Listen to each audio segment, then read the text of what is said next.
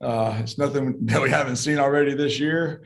And some of the same plays that we ran, we scored against that same stunt in the first game of the season. So we're capable of blocking it up, and it's nothing with a scheme thing or anything, and it's nothing. It's just I think they have really good players, and they made plays, and so it's one of those things where there's nothing we have to go and redo except for just get better, man. Penn State couldn't block them. I mean, let's be honest. Notre Dame had 8 yards rushing. Call it what it is. They're elite. Understood. And as we see almost every year, being able to go 2 or 3 deep at quarterback is required for running the triple option. And from where I sat, it truly looked like Jabari came into the game and that he hadn't missed a step for the most part. If needed, could he play an entire game, or would it be too much pressure on him physically right now? I think he's getting a lot closer. Yeah, I don't know if we want him to carry the ball 30 times right now in a game, just with as he continues to progress. But, man, did he play well. And, he's tough. He throws the football extremely well. He's very decisive. And he continues to get better in terms of getting his juice back in terms of just his acceleration and things like that. So feel great about his progression. It's awesome having him back in there. He's so lightning rod for our team. The guys rally around him. Just outstanding leader. Thanks, Brent. Mm-hmm. Hey, Brent. Ken McMillan from The Record. Hey, Ken. How's it going? Good, buddy. How are you? Good. Brent, a couple things. We don't get to, see how you are in the booth during these games, but can you take us into your emotions in that first half when the offense was struggling? How did you cope with it? What were you feeling? That's not about me, man. It's about finding a way to solve problems. I mean, there's always frustration just because you want to make the perfect call. You want to, put our guys in great positions and make things easier for them, solve problems that come up during the game. And felt like our defense set us up well early in the game, and to not take advantage of it was disappointing. And so you wish, anytime you don't score, you wish you'd called something different, man. That's just the way it is. In football, there's 10s and there's 0s. There's no, if you go out in golf and you shoot 82, you feel pretty good about it, and if you shoot 88, maybe not as good. 95, you're a little mad, but there's very few 0s in golf, but in football, it's a 10 or it's a 0. So, and that's you just are trying to search to find something better, and within our system, you still got to block people, and there's plays that you have to make within the framework of the game, and there's also things we can always do from a schematic standpoint to help. So it's always a balance of a lot of things. Tyre and Jeff both said Saturday that you guys didn't change things up much for the second half. You just executed better. Fair to say? Yeah. I mean, there's no question. Guys did a great job second half, and we told them, hey, I don't have a magic bullet for you. We've got these set of plays that they're going to work if we block people, and nothing works if we don't block them. And we did a lot better in the second half, and it's a great credit to our guys for hanging in there, and we had a chance to win the game because of it, and we just kept banging it in there, and things started to happen, and guys made plays. That's the nature of the offense, and you get better as the game goes, and playing a little faster and adjusting to the looks that you're seeing. So we didn't adjust much, really didn't. Maybe this ties into your first answer, but fullbacks have not been picking up as many yards, or not as successful gaining yards. I'm not. Maybe they're blocking and doing all that other stuff. But are you in any way concerned from the last 2 contests? No, I think that's a reflection of how people have played us, and they've set us up to try to get the ball on the perimeter more, and we haven't run the fullback as much, and as we would normally. So no, I think that's something that's going to continue to. We have to take what they give us, and we're going to try to run the fullback. That's our starting point. But there's also other elements of our offense that that I think we've done a really good job with. Thanks, Brent. Hey, Coach, Tom Shanahan, you can blame the Big Ten crew. They made it sound like they unlocked the magic to stopping the triple option. The announcing crew. hey, hey, talk about when you're going to split quarterbacks. How does that impact your game planning and play calling? How does that change things up from having one quarterback out there most of the snaps? Yeah, well, I would say Wisconsin's they've unlocked the key to stopping a lot of offenses, to be honest with you.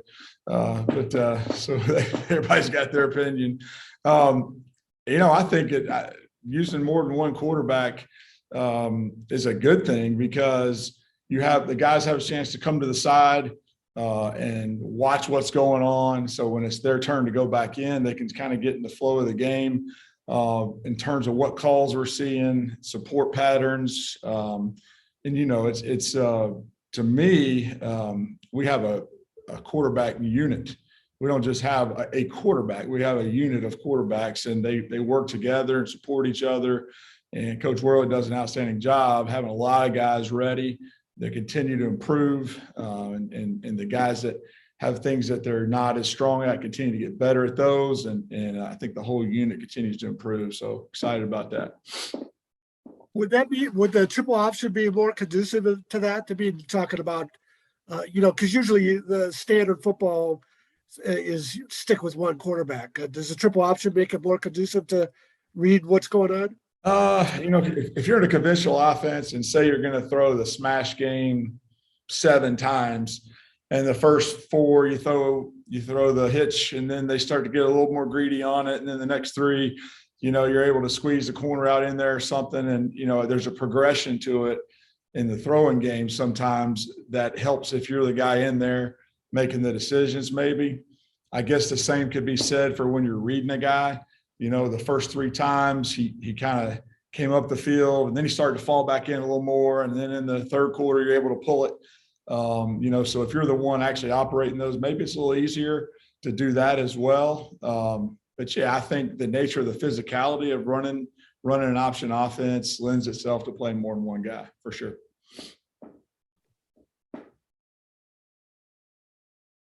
Any others for Coach? Hey, Coach, this is Erin Summers with Behind the Lines. Jabari Loss has gotten in a couple games here, just kind of speaking to his fight to get back on the football field, what kind of person he is and what you've seen from him. Yeah, just, a lot of guys after 2 ACLs would have sacked the bats. Not that young man, because the team's too important to him. The brotherhood here, I think he understands the position he's in and how well thought of he is, and the leadership that he's able to provide for this team. He's so well thought of. I think that probably weighs in on it too, where he embraces that. I think that probably drives him a little bit to keep coming back. And then I think he loves football. There's no way he would be back out there if he didn't. But really, just incredible resolve by him, and I'm so proud of him for hanging in there. And he when he came back at the beginning of camp, he wasn't near where he is right now, and so he's continued to grind. He didn't just accept that, okay, I'm not ready. He just continued to push, and he did a little bit more, and he's just getting better and better. So just excited about him. Thanks, Coach. Mm-hmm.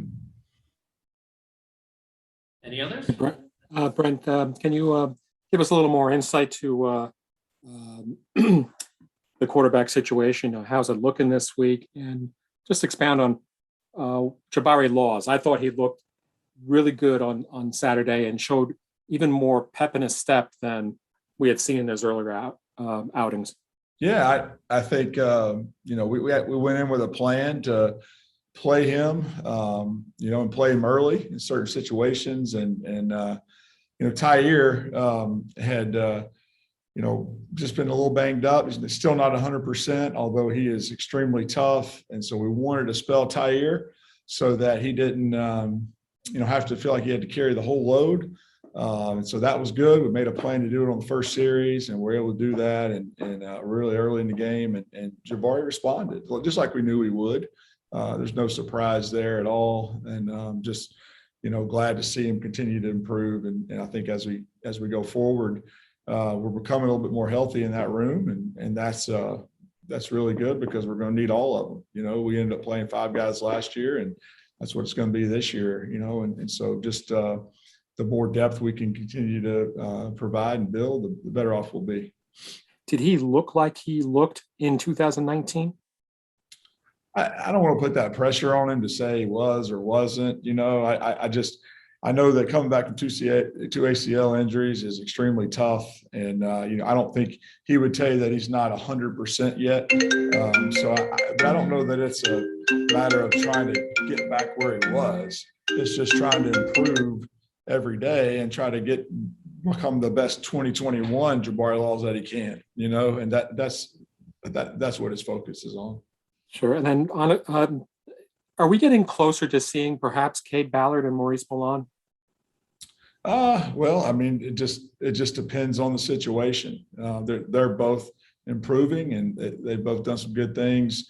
I think that the last 2 weeks, Cade's really practiced well. Actually, he was on the trip, last weekend. They both were, and both were available, and both continue to improve. So I think that there's a chance they could play a role as we go forward. You would never consider using 3 quarterbacks in a rotation, would you? Yeah, I mean, why not? If you've got 3 that can help you win with different skill sets, and our guys are really good about when you give them a specific job and a role, and they're going to maximize it and do that to the nth degree. And that's just the kind of people they are. That's the kind of people that are in that room. So I think it's really I like it when we can give guys and say, hey, this is your package of plays, man. You're going to execute these. You're going to work them all week. And we call them in the game. We're going to put you in there, and you're going to get these plays done for us. And I think when you can do that, I think the guys get really excited about it. The more people you play creates synergy within the team, within the position group. So it's all positives. Thanks, Brent. Yes, sir.